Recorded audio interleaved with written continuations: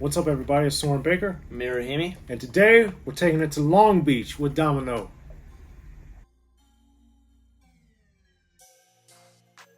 All right, Amir, so we're back here on The Great Debaters. If you haven't already, please hit that subscribe button. It's right down there, and it's free. That enables us to keep coming to you all as often as possible. There's many interviews, there's many great debaters, 1st and 15th, and so on and so forth here on Unique Access Entertainment. So please support us that way. Now today, Amir, getting into Long Beach, the West Coast, and an album I think gets overlooked so often, so I'm glad we're doing it. Domino's self-titled debut album, which was released independently and then picked up later in '93 by Rush Associated Labels, Russell Simmons, Def Jam, Umbrella Imprint, etc. So, how did you get familiar with Domino? I don't know. I don't know how I did, Soren. There you go. Was it from? It may have been from you. I don't know, because I think what ended up happening actually. I was listening to. This is my assumption here, because me and Soren have had so many conversations in the past. But I think one day I was talking to Soren and picking his brain about Dazzy D's The Rebirth, and I know Soren's been working a lot with Dazzy D. So shout out to Dazzy D. Shout out to Dazzy. Check out one of my many interviews with him. He's incredible. So I was listening to his Rebirth album, which was after the Where's My Receipt, which I'm not going to get into the history of that, but I was listening to the Rebirth album, which had a lot of production from Battle Cat, and Battle Cat, one of the greats.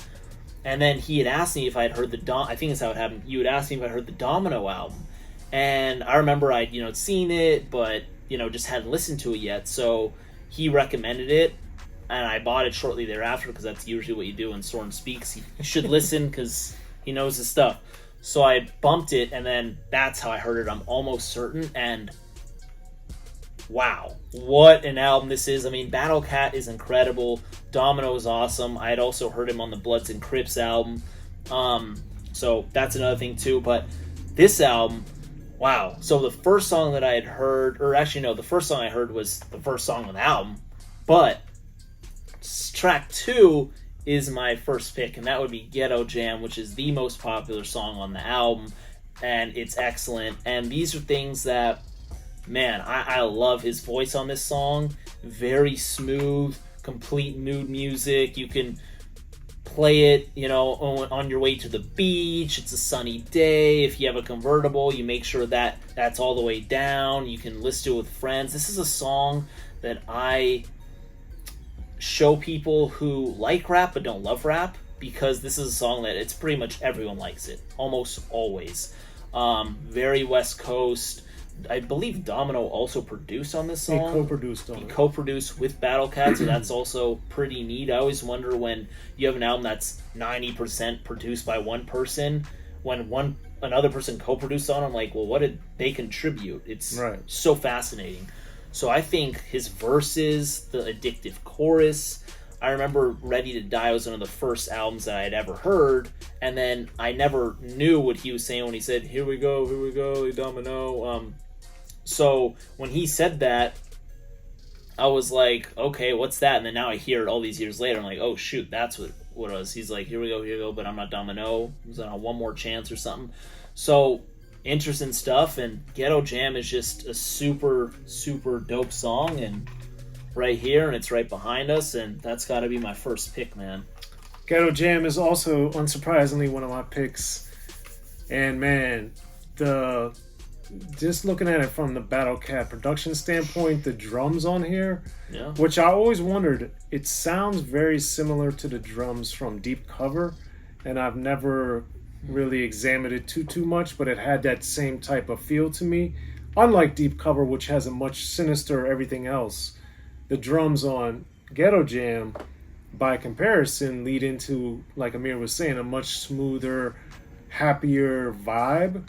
But the drums in particular are a lot heavier and I think forceful and muscular and all the things I like from drums. So that was awesome. And then, like we talk about on occasion here on The Great Debaters, when you have some Rob the Funkster Bacon and some of the live musicianship, the guitar playing, etc., on this project, the Domino album, but specifically on Ghetto Jam, I think it adds some of these great layers and wrinkles to the song that make it great. And then the sing-songy style that Domino has, I think, is amazing. And how they drop the music out and he'll pause or he'll extend his singing. It's just, I think, a masterpiece, man. It's such a great song. And it really did a good job, I think, of setting the tone for people that didn't hear the independently released version, like myself, until much later. That as a national release, because I was in Maryland at the time, I was like, man, this dude Domino is dope. What is this? And it was such a different vibe that, you know, once gangster rap exploded in 88, 89, really 89, up until this 1993 time, it was so striking to hear somebody from the West Coast that was clearly with Battle Cat and AMG moving in some of these same circles with the super hardcore stuff, but released this sing-songy style. I thought was amazing. So Ghetto Jam is my first pick. Amir, what's your second pick on the Domino album? And you were mentioning the independent release, right? So that's interesting because we have two different covers here. We got this one right here, which Soren will probably get into more detail, but this is what the Outburst only version, and this is when they had made the move to Rush Associated Labels, but same exact track list, just different cover. And oddly enough, I was telling Soren right before we made this video, I noticed finally, I don't know, I've seen this cover 100 times, but I just noticed that Domino is holding a domino, just like it's in the shadow, so I hardly saw it, but that's interesting. In case anyone didn't know, there were two different versions, two different covers, whatever. That was pretty interesting, especially from a collector standpoint.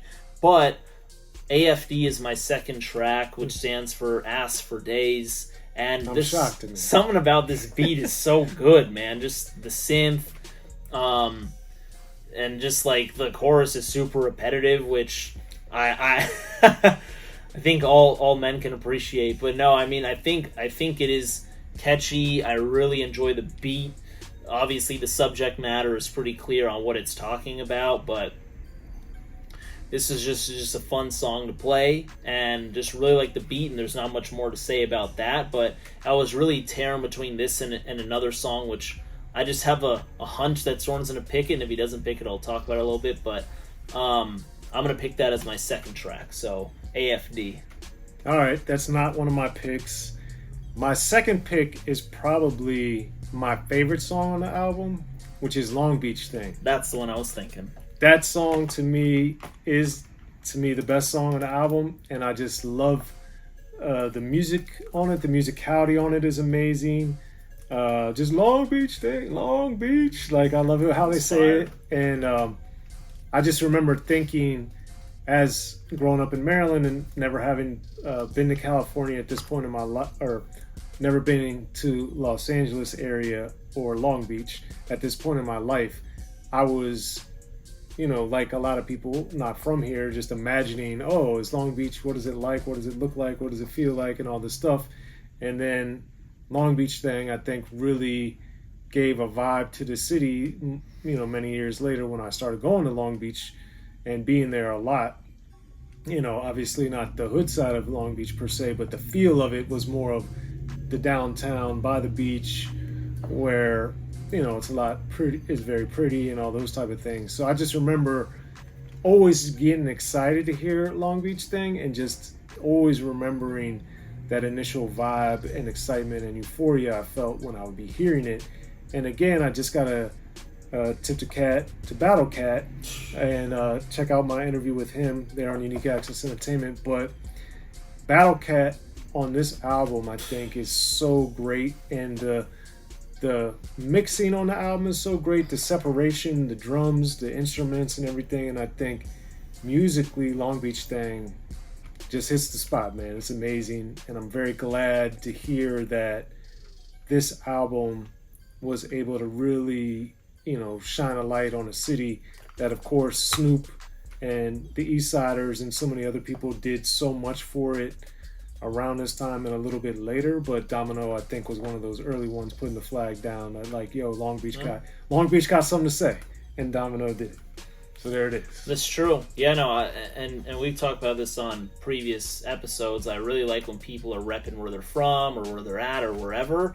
It also puts the music in a certain place as well, and I find that very interesting. Like, for example, Too Short, we always hear him talking about Oakland, but then there's a time where we hear him talking about Atlanta a lot as well, and it's really cool to place people where they're at.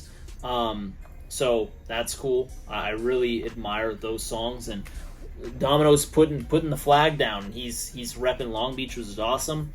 My last pick is going to be another single, Sweet Potato Pie, which is, man, this something about this beat, dude. This beat is like incredible. Battle Cat, put it down. I don't know how to describe that.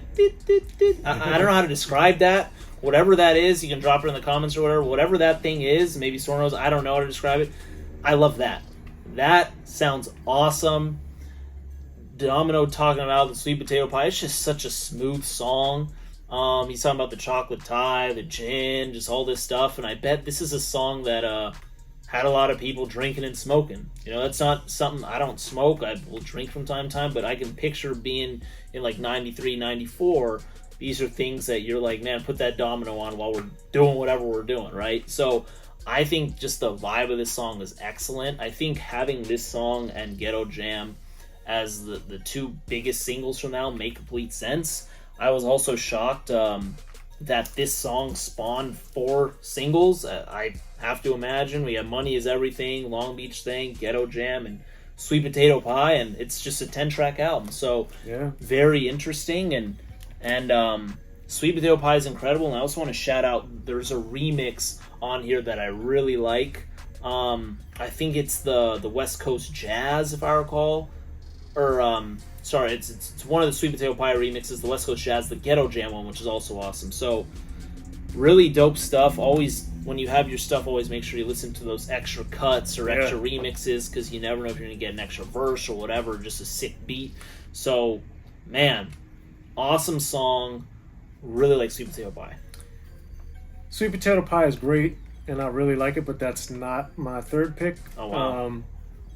Sweet Potato Pie, as you said, is smooth, and that's one of the things that I don't normally think about with rap, is it being smooth. Mm-hmm. And that, I think, is part of why Domino appealed to me so much, because even like Big Daddy Kane's Smooth Operator, his voice isn't particularly smooth, the beat isn't, even though it's smooth-ish, like it's just not what I think of smooth. Like, I think of him being smooth as a dude, like I'm sure he was getting all the girls, etc., but this is smooth sounding, smooth feeling, smooth aura, smooth everything, and that to me was very unusual. And you know, his delivery is very unusual too. It's very smooth with Sweet Potato Pie, as it is on Ghetto Jam, as it is on Long Beach Thing.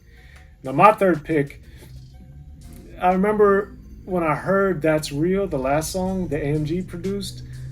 1, I liked AMG. 2, I thought it was very uncharacteristic for the rest of the album. Mm-hmm. Laquan, aka Papa LQ, was on it, and it just stuck out to me so much. Like, does this really belong on the album? How did this get on the album? Why is it on the album? All that. So it was a pure, initially, just so intriguing to me that it is the last song on the Domino album, That's Real. But as somebody who likes Funky Worm so much, AMG sampled that and flipped it as he did on his own album. And then, as of course many people have done many dozens, hundreds of times. But I like the way the beat feels. I like the fact that it's not as smooth as the rest of the album. It's very jarring, especially at the end. And then AMG, I think, is criminally underrated. Check out one of my interviews with him. But he's so good and so clever and diabolically hilarious that we get a lot of that. And then Domino, I think, comes out of his smoothness and his shell per se, because of what AMG, and the beat is so different. We get a little different wrinkle, a little more hardcore and vulgar, or a lot more hardcore, a lot more vulgar, I should say. So you get that, and then Laquan on there too, which got to get him on Unique Access. But I really liked That's Real because it was just so atypical and unusual, and was a very jarring end to the album, and I really liked it. And I wish, especially in this era, we got more AMG just producing and more of AMG just period. and Domino for that matter. So, those are my 3 picks. Did you want to add anything on this best reel? No, you summed it up well, and it was very interesting how AMG just had that one track on the album, and how did that come about? And that's what I like about, talking about these things, because a lot of the times this is back in the 90s, man. People were in the studio together. They weren't emailing stuff, and to know that there was some sort of link up, something that happened where they all met up and did that, I'd like to hear the story on that. So if Soren can provide it or someone can provide it, that would be dope. And great album. I'll talk with AMG more about it next time I talk to him. Beautiful. But there it is. Those are my 3 picks. You guys got Amir's 3 picks. Hit us in the comment section. We always love hearing what you think and your reaction to what we said, so we can keep these dialogues going and keep more of the great debaters. I'm Soren Baker. Amir, Rahimi. Great debaters, y'all, and shout out to Domino, Battle Cat, and AMG in particular for this great project.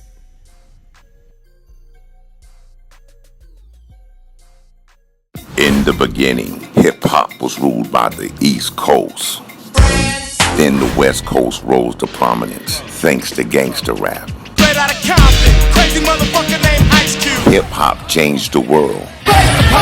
Gangster rap changed the narrative. I'm representing for the gangsters all across the world. And then changed the world again. Cause I'll come and take your life away. The history of gangster rap features unheard stories, unseen photos and documents, all with exclusive interviews from the founders and players who shaped gangster rap. I think a real gangster rapper has to scare you a little bit. The history of gangster rap written by veteran rap journalist Soren Baker.